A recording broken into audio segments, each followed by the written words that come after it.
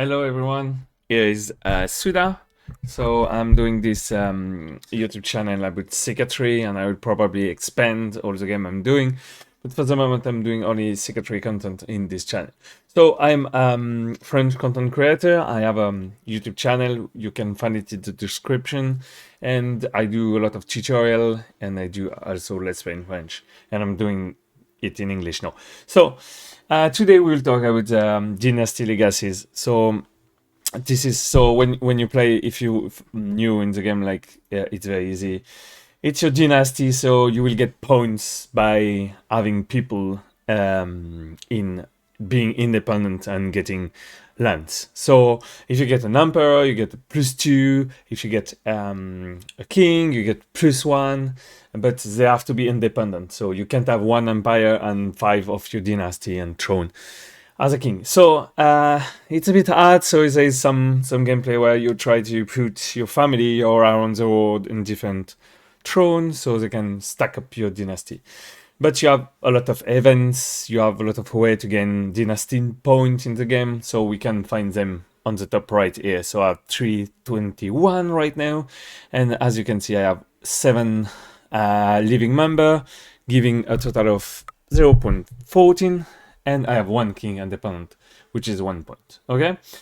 There is many ways to get them in the game, and if you start very early, you'll get like all of them, all the points you need all around the time, and you can spend it for desserts or stuff like that. So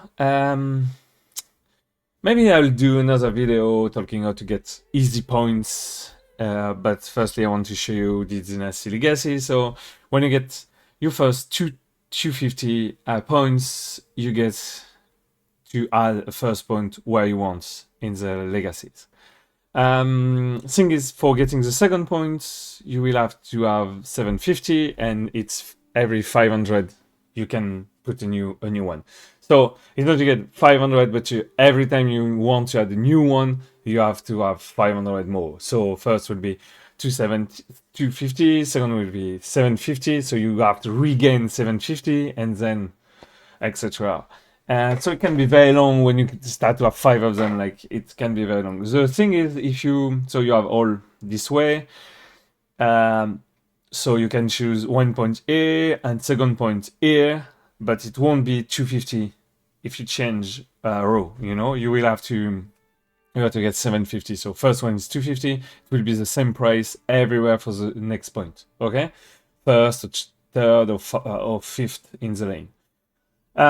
So my guess, like my advice will be, you choose carefully the lane you want, depending on the type of game you are getting in, and then at this moment you stick on your lane until it's done. Because more your forest, better is it for your legacy. So I won't do tier list here, I will just explain what it is. My advice will be to always go either even for blood here, or warfare, okay? And I'll show you why. And if you haven't seen my previous video, which is about knight efficiency, you will see that warfare is pretty strong. But let's start with heroic bloodline. So gain a mighty endeavor for Scaty Legend Seed. So it's a legend seed, it's one of the DLC.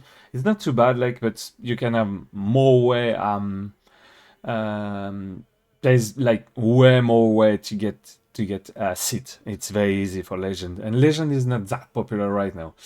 So it will be all of this, like gain Cassius Belli on any claim, gain on legacy, legitimizing legend. So when you finish legend, you have some claims, and no, you have ancestral claims Cassius Belli, so you can claim them again, but it's not relevant because you need to have 750 of this for getting this, and for getting this second point, and it's totally useless because if you get the Cassius Belli first time when you made it, you're probably strong enough because you paid for your seed and your legend to grow up, and so you don't need to claim it back. Like, so this lane is totally useless. Like heroic bloodline, never use it. Honestly, it's one of the worst probably. You have legacy, no. Legacy gain you control growths, which is pretty amazing. Popular opinion, it's pretty good, because if you will conquer on different culture, different religion, having popular opinion avoid you some revolt. Okay, so it can be very nice. Each heir starts with the lasting line modifier, so you'll gain more legacy. Not too bad, and gain 10% of the first 10 years in power as well. So when you pass to your second character, you will try to stack up legitimacy. It's very hard for a Frenchman to say. So the thing is, when you do that, you probably want to have the best marriage possible. You will get someone who might be not in the same level than you, so you will lose a lot of legitimacy and might go very down. So it helps you catching up. So it's not that bad. So no further dynasty opinion, total useless. Unlock access to the SSouda legitimacy intent, allow you to build legitimacy during the activities of a funeral, feast, and grand wedding. It's okay, but it's very expensive for what is it. But are less likely to join Dissolution faction and Clement faction, which is very good because when you get big empire like and you change your like you die and your heir is taking the control. You might be young, you might be a woman, or you might be a man, depending on the type of claim. And it is good to have someone who can stay in power or have less faction, you know. And you select a 5th level education. You know that the 5th level educations to get more common with your dynasty. So you get more of that. So if you want to have a dynasty with a lot of people in erudition, that can be good. Okay? And I don't know if you see Dieu est mon droit. This is French, so it's very nice. This is very nice. It's very costly lane for what is it. So probably low tier, honestly. Adventure, diplomatic range, the 30% can be very good if you like to do a lot of marriage, try to play intrigue, you know. Gifters and gifts cost minus 50, more likely to get trade event when you're raiding. It's very good because when you raid, this event gives you money basically, so it's very nice. Seduce success chance is very nice. Again, prestige for success schemes. So for people playing intrigue, playing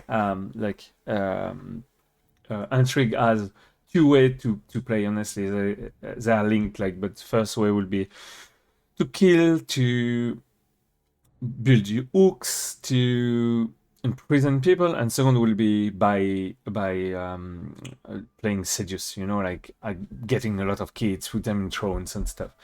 So it might be a good one for that. Strange God, you won't have any issue with different fates. Changing your fate, it's easier. So it's going with seduce, where you try to seduce people or make alliances or creating some marriage with people around the world. Like, so it can be very good. Army movement speed is very good. Initial enemy hosting success chance. It's pretty shitty. This one is pretty shitty. It's going a bit with strange gods, but anyway. Can be friends vassal, which is pretty good. Each of your friends relation give you 3 vassal opinions, 2 popular opinion, and plus 1%. So you try to be friends with all your vassal, and they will give you more money. So they won't go in factions. They will do their job nicely. So it's a nice one. Honestly, the last one is pretty amazing. Honestly, so it's a good lane.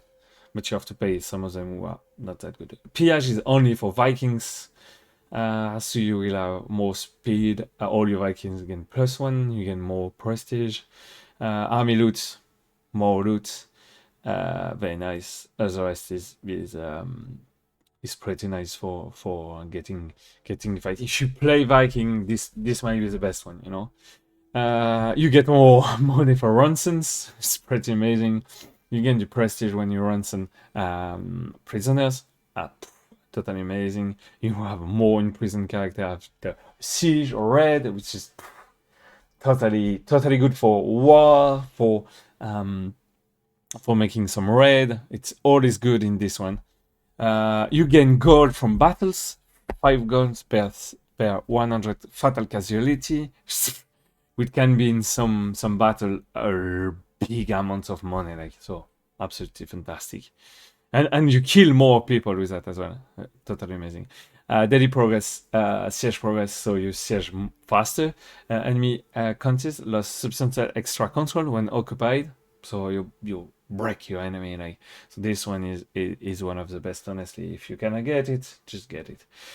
Custom language color, so you gain like language schemes get better, okay?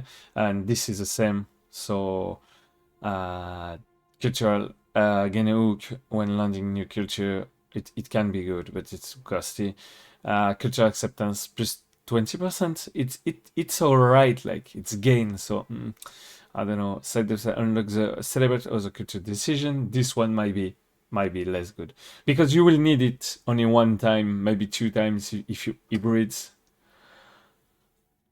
Well, yeah. You might want to hybrid one time in a game, but you will do it later, and it will be too late for getting the whole lane. I wouldn't go this one, to be honest. Activities. Okay, Grand Wedding 50% less. Cheaper, which is pretty amazing because Grand Wedding is giving a lot of perk, a lot of advantage, and it might be very costly. So this is nice. Pilgrim plus 50% gain, and Traveler as well. This is not good because I showed you in the last video, when you do a lot of travel, you gain a lot of a lot of experience. Pilgrimage are cheaper, but they're not that expensive. So yeah, you can 2 learning by unique holy sites in your fate visited. So up to plus 10, which is this is very good. So this compensates the rest. So those 2 are actually very good. 750 points. Yeah, if you take it in first, so because if you take it later, it's more. And this is okay, you know. Eager revealed enter. You get some buff, okay, which are this one is very good, and taxation 2 is very good. For you get it for 20 years, so you get a lot of money. This is good. This is for if you hunt, so it might be good with the culture tradition as well, you know. This might be a good combo. As Tiltier is a competitor. We call it in France competitor. You get more experience. Maybe this one is not that good, but the third one are good. Warfare, I talked to this already in a previous video. You get 90 fitness. I did a video about it. It's pretty amazing. This gives you a lot of perk, and which is good is you'll try to have your commander on your dynasty. So you will when you play Warfare, you will take your son, for example, and or your second or third son, and you will educate him as for being a warrior. So he will get all this perk, like, because he is in your dynasty. He's in your dynasty. He will get all of this. Monthly martial tradition. So you give him, like, you get 10%. You give him a county, so he gets his tradition building up with a 10% plus. So amazing. Efficient team and damn counter and private army. Max number of man regiment. You can have a Mangonos or Onager or something like that, and you can have those guys as well. Maybe this one, like, you might go 1, 2, 3, and then you stop. Okay. This one is okay, but not that good, you know.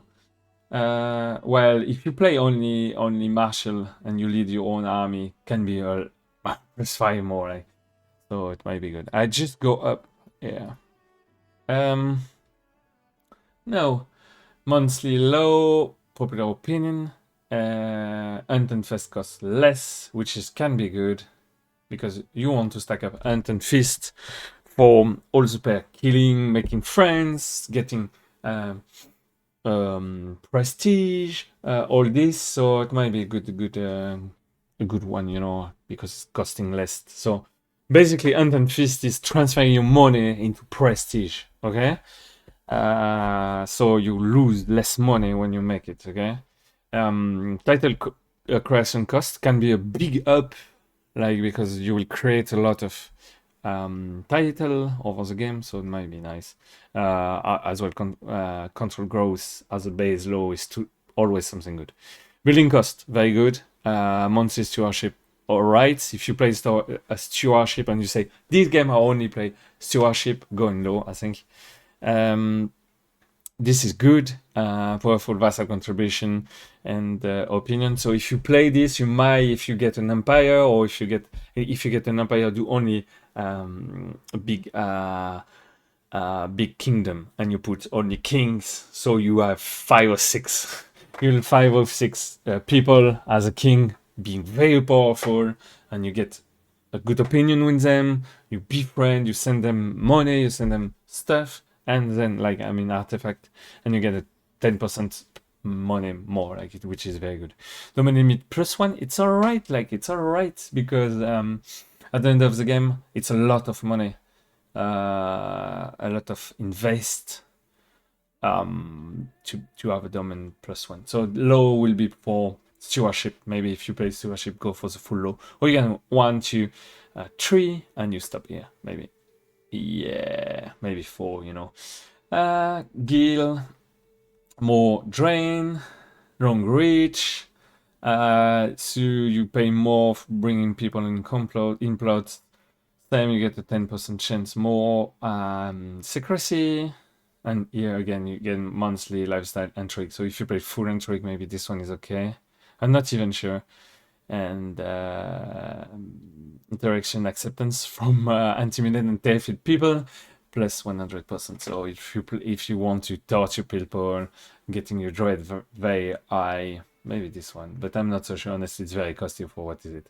Nobvin, one of the best, maybe probably the best brood. Because you're always trying to make some marriage for getting congenital traits, like genius, like intelligence.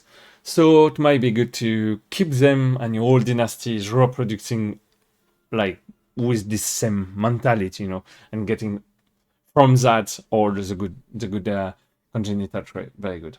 Chance of reinforcing the trait 30%. So getting from intelligence to genius, for example. And you don't have that only. You have the one with prowess. You have the one with there's a bunch of them who are very good, like beautiful and all this stuff. So it's very good. Chance of inherit bad congenital trait. You get a reduce. Very good again. Select the congenital trait to be more common in the dynasty, so we choose genius basically. Very good. And life expectancy +5 year. This one I will never take it. Okay. You never want to. I don't know if my. Yeah, it's here. Sorry. So maybe I didn't. Maybe I didn't record with my mouse on the screen, but you would figure out. Life expectancy is +5, which is not good, because you don't want to live very long and have your son to be very old. So you will give him Conti or to him to be married, have kids, and it's better to die when your son is getting 16, you know, or maybe 20, no more. So you don't want to live that much. It's a mistake from maybe new player to live longer. So 1, 2, 3, 4, probably 4 and you stop. But that's the best one. Blood is the best one for me. Erudition. So that will be the same. You have some which is very based. Martial, diplomacy, intrigue, stewardship. This one will be erudition. So vibrant court. Nothing big on this one. I know some French loves it. I've been talking with some guys who do a lot of games, and they really love this one, because coach and guess opinion is +10, so they like you. Code grinder, or it is not that good, but better guess will be attract, so you will guess with better aptitude, and as well maybe some claims, and recruiting them is less expensive. In early game it might be okay. Piety 10%, we don't care. Clergy opinion, we don't care. Honestly, very bad for 500 point more. Development growth is very amazing. If you play around, maybe as we talk in the one country video, this might be amazing. True believer, Head of Fates loves you, so you get more claim, more. You can push excommunication. You can get more money from them if you pay, for example, Catholic. more piety from pelerinage. It's very alright because pelerinage is very cheated actually when I record this video. And the face creation and reformation, less 20%, which is not going very well with the rest. But if you want to change your religion, that may be good. And bureaucrat base, progress, skill impact, and conceal task. It's very good, 10%, so they work better. So if you want to go for this one, I will go until treasury knowledge and stop after that. Glory, you get acceptance marriage is very good, so you get more people to get a wedding with, so more powerful people. Very amazing. Monthly prestige, okay. I never use mercenary, so I don't think it's good. Number of knight might be good because a knight with 30 prowess with a lot of kill on it. Accolade is very nice. If you get an accolade 6, you get a lot of bonus, so it's nice to have a new one. And once you code grounder, it's very like plus 100% is very huge, so it's not that bad. I don't like this one at all. Like only 10% are very nice. Vassal limit plus 10 maybe, okay. Vassal less likely claimant and liberty faction is alright, but they are good for the price. General opinion plus 10, not that great for being that late, you know. Max Swain, Sway scheme, it's alright as well. This one is okay, but it's too late. Like it's 5 perk, you know. So for this one, I will only go 1, 2, and that's it. Kin, fertility, very good. So it's a family one, you know. It's once you have a big family making a lot of kids, it's very useful because you put them on throne and then you get more legacy points, which you will use for all the stuff. So this is good. Dynasty members get better education trait, which is very good. Disease resistance is good because you get a lot of plague. Smooth opinion is good. Fever complication during pregnancy, yeah, it's alright. It's happened only 1 or 2 times during a game, like, and your wife never dies from it, like, so it's alright. Like, might create Uspantagon Accolade, which give you like more monthly renown, which is very good. Against dynasty member plus 30%.